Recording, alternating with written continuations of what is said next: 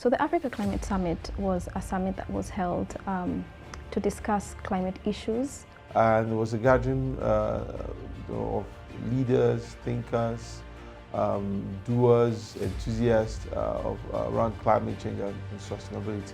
Climate Summit for me represented a number of things. One was to shift the conversation from the African perspective in terms of identifying Africa not just as a place of need in terms of our own set of developmental challenges, but most importantly, opportunity.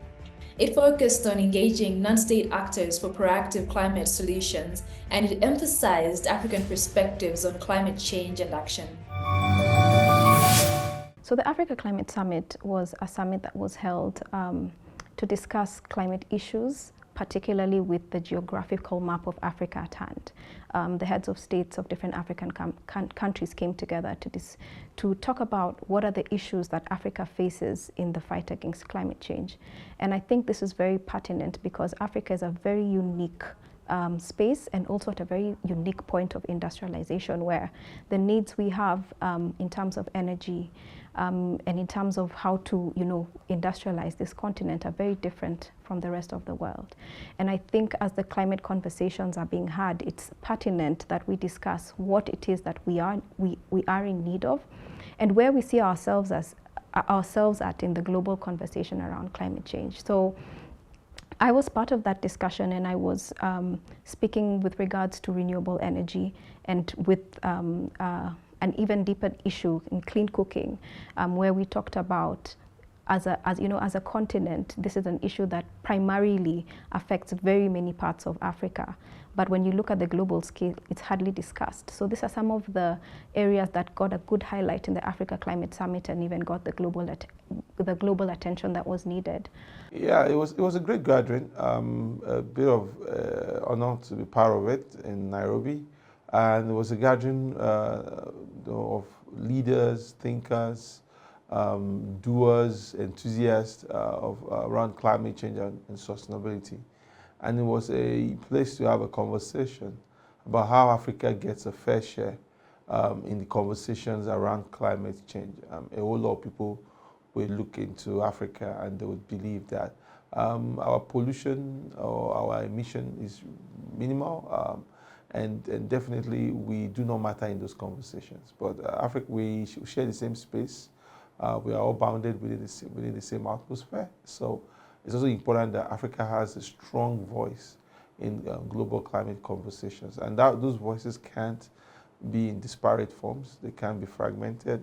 We must coalesce our voices towards accelerating climate action. So it was a summit that was held to accelerate climate action across Africa, and for Africa to present a common and a united front on the multiple threats of climate change, and also for Africa to also recognize that there's significant opportunities within climate action, and Africa needs all the support required. Climate Summit for me represented a number of things. One was to shift the conversation from the African perspective in terms of identifying Africa not just as a place of need in terms of our own set of developmental challenges, but most importantly, opportunity.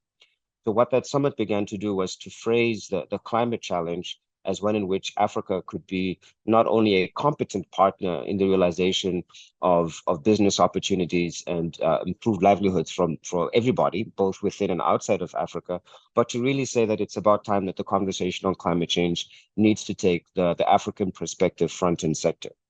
This was quite an important evolution. If we look at the Sharm el-Sheikh event, the COP27 in 2022, where many of the delegates felt that it was quite important to rescore and underline an African perspective, we believe that the event in Nairobi was that particular underlining that was very necessary, both for the continent, but in fact for the global community when it comes to climate change. So the Africa Climate Summit aimed to broaden climate action beyond the traditional United Nations Framework Convention on Climate Change, Conference of Parties, COP frameworks.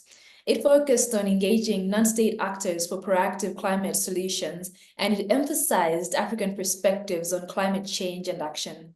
It was initially planned for 2020, but it was delayed due to the COVID-19 pandemic.